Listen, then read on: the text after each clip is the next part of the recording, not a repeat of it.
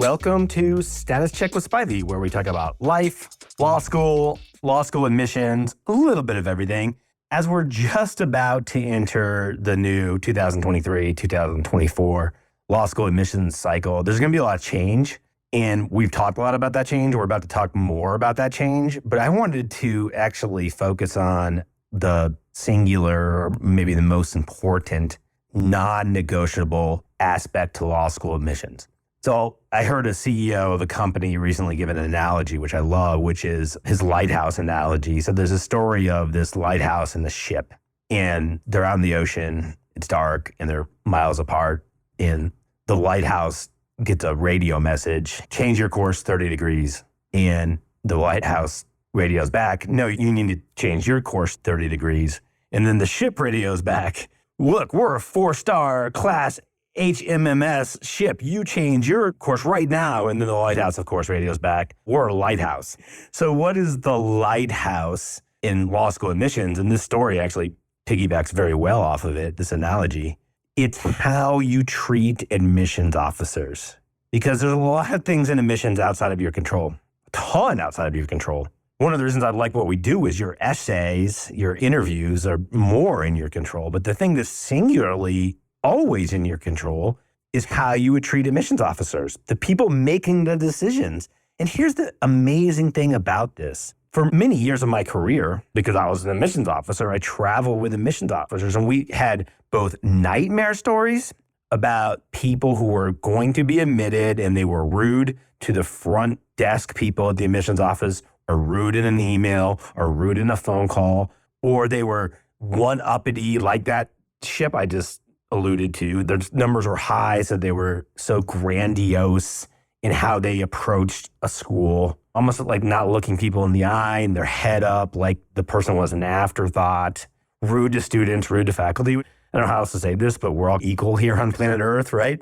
I'll quote Terry Real, who had a wonderful podcast on our show about self-doubt. You're here, I'm here, congrats. We both made it, no different than any other one else. You're going to have bad moments in the admissions process. That's true for almost everyone. Best case scenario, those bad moments might be waiting and waiting. Anna Hicks, our COO, interviewed in 3 parts someone going through the admissions process, and she was admitted to every school she applied to, including Yale. But she had bad moments because she was admitted later than a lot of posts that popped up early on Reddit. And of course, her mind understandably registered, what was going wrong? Because people are getting admitted to schools I'm above the medians and I haven't yet, and it's October. She ended up going something like, I don't know what for what, but she didn't get a single denial. So that's the easy part, but it's not easy, right? Waiting. On the flip side, you might get an early admission and then 4 denials in a row, and that might cause you to act a little bit more with worry. We're going to have an upcoming podcast on worry towards the school, and worry often comes out not as a positive messaging to the school. And in the worst case, maybe you've been admitted to 5 schools, but you haven't heard from 2. And we've seen this. I'm not saying you, the person listening to this, because most people are extraordinarily kind, but 100% people have done this. They start acting uppity to those 2 schools. Why the wait? I'm 5 of 5 in the admissions process. What's the slow up on your end? Why would you ever risk something incredibly important to you? Please don't. Another analogy would be like, I never attack people online. There's no win in it. Doesn't even feel good.